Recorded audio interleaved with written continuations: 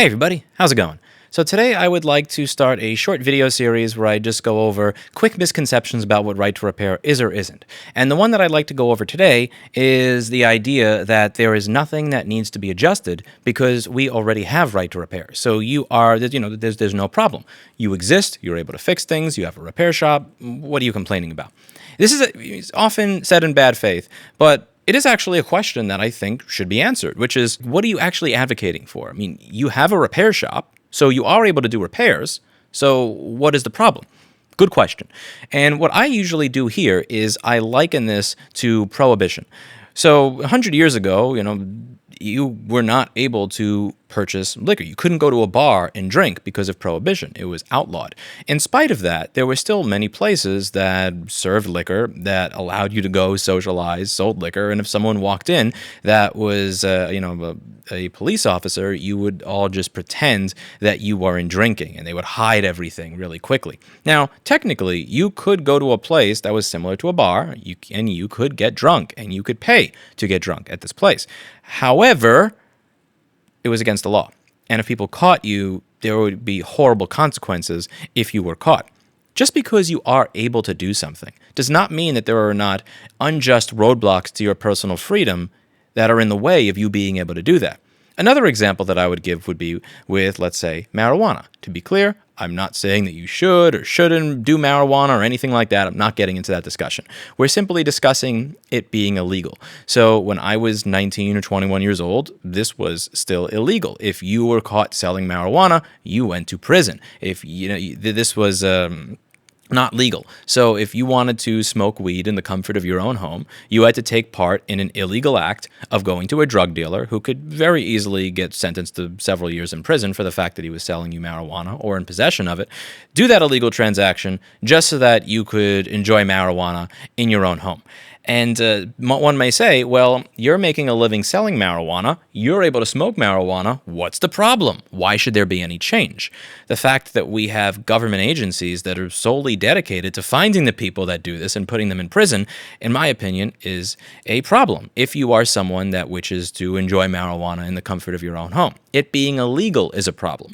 This does not stop people from selling marijuana, nor does it stop people from smoking it. It has done none of that. I remember in my high school, again, be clear, not advocating teenagers smoke marijuana.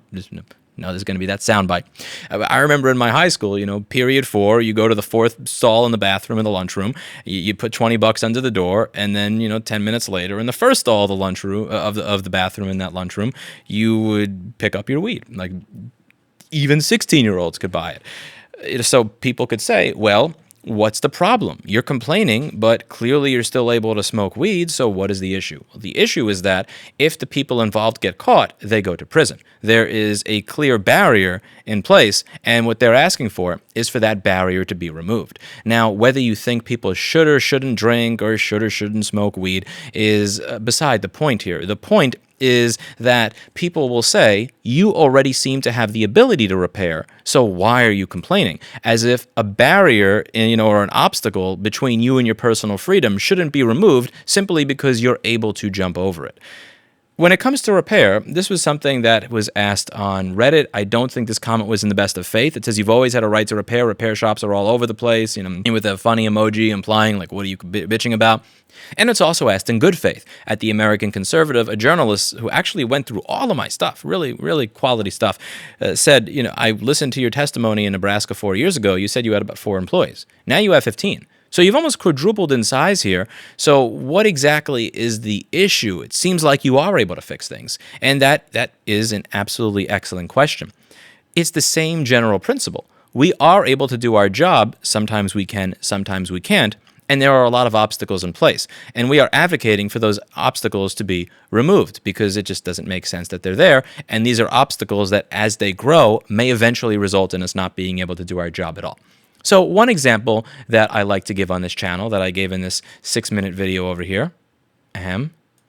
BlackBerry, you're supposed to make things show up on the screen when I say that. Good girl, BlackBerry. Good kitty. So in this video, how Apple is shaping the future of repair, I used the example of the ISL 9240 chip. This is a charging chip which is one of the most common things to die in modern electronics, the thing that controls charging, because you're constantly draining the battery and then charging the battery. It's usually one of the most common things to die from my experience. And on this machine, I used to be able to change the charging chip. I used to be able to buy it. Now I can't. The reason that I can't buy it is because they have gone out of their way to make sure that you can't. So if you were to contact the company that makes this chip, used to be called Intersil, now it's called Renesas, there is a good example here where someone's asking if you can make the chip available, and in the comments you can see that they can't, because it is a customized design order for a customer, and that customer, in this case Apple, has said don't make it available to anybody else. So for this customer, we usually would be able to charge, $2 to $4.25 to be able to fix their motherboard. Someone else, if they live in a lower cost of living area, could charge $75. Someone else could charge $600. Whatever. People would be able to fix this customer's device for a cost less than the $1,500 the manufacturer often quotes while reserving their data. And now they can't because this is here. So here's what we have to do in order to fix this customer's device. Someone reached out to us and said, hey, in the iPhone XR battery charging case, that extended battery case, they have the same chip in there. So what you could do is you could buy a $129 battery case that comes with a battery and a PCB and everything else. You could throw all of that away, rip the chip off of that board, and then put it on this one.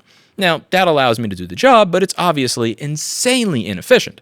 It requires that I, do all of this research to figure out what other device uses the same chip. Do keep in mind that this only works if A, you're actually able to find another device that uses the same chip. B, it's economically viable for you to spend days upon days upon days trying to find another device that uses the same chip as this one for what may be a one-off repair if you're not a specialized repair shop like ours that specializes in only one type of device repair. And C, you may not actually find another device that uses the same chip. B, it requires me to purchase that device and then throw 99.9% of it away, because once I remove that chip, that device is then useless. It has no value anymore because it won't work. So and C, obviously the environmental impact of me throwing away a lithium-ion battery.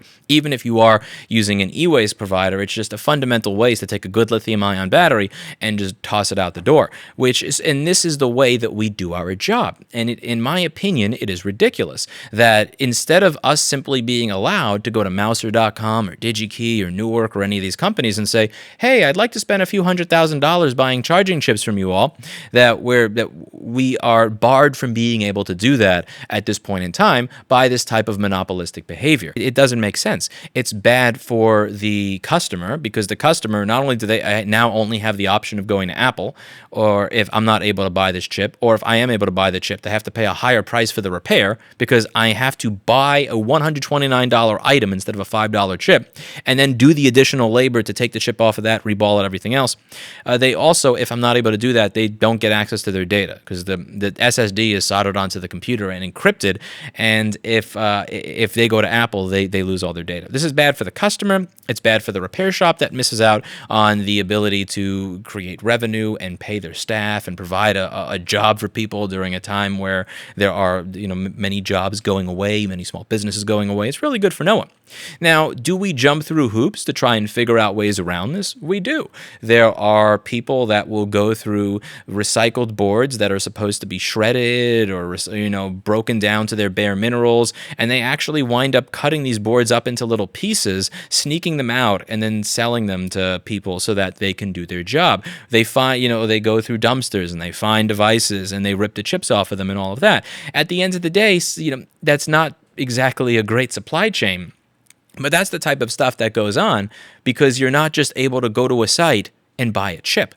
And people that are in their 50s or 60s or 70s or 80s that remember going to Radio Shack and buying a tube for their, for their radio, or buying basic chips and stuff that they need or basic transistors to be able to fix devices that break, understand that this is fundamentally ridiculous. That people are actually going through recycling centers that they're not allowed to go through because a lot of these devices literally wind up getting shredded into complete and utter waste rather than given to us, and cutting up pieces, sneaking them out. Just so that people can have access to a charge chip. That's utter insanity.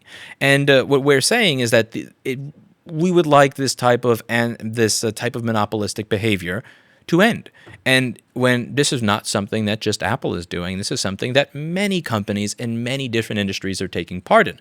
I am citing an Apple computer and a specific Apple problem because I'm an Apple repair shop owner. As a result, when I say this, I'm speaking with authority. I know that what I'm saying is not something that I have simply pulled out of my ass. It is a genuine real-world example. And I can bring up many more real-world examples of something similar to this. For instance, when the 2010 MacBook Air came out, that's when they released the first really slim MacBook Air that wasn't a beta. I think that the A1237 and A1304 were a beta that should have never been released, but that's a topic for another video. When they came out with the first decent MacBook Air, the A1369, the screen for that device, which was made by LG and Samsung, was not actually available to anybody until around 2013. It wasn't until late 2013 that you could buy an LP133WP1 TGAA. This is a screen that you were able to purchase for $72 in large quantities from LG brokers. And there are people now that get in trouble if they allow these screens to be sold, even if they don't actually have a customer at that point in time for them. These companies would like the ability to sell us products, but their hands get tied by the manufacturer so that they're not able to. So if you break your screen, your only option is to take one off of another computer or to go to the Apple Store. Now technically, I was able to fix MacBook Airs in 2013. In 2010, 11, and 12, and early 13, if someone called me and said, I have an A1369 MacBook, can you replace my screen? I would say, not much I can do. And that is not a great option to give the customer. Oftentimes, we have to wait years after a device is released until someone has found a way to make these parts available. For instance, let's say we're talking about the 2020 and 2019 MacBooks that use a CD3217 charge chip. This is a chip that I cannot find in any other piece of electronics. So I don't even have the option in the case of the newer MacBooks, if the charging chip dies, to be able to buy a $129 battery case, rip it apart, throw everything else away, and salvage the charge chip. I don't know where to find that. I don't know if anything else uses a CD3217. So when someone comes in and they have a dead CD3217 on their device, I pretty much send them packing, which is an incredibly sad thing. If there is something else wrong with the device, let's say there's a resistor next to the CD3217 that's bad, my staff will fix it.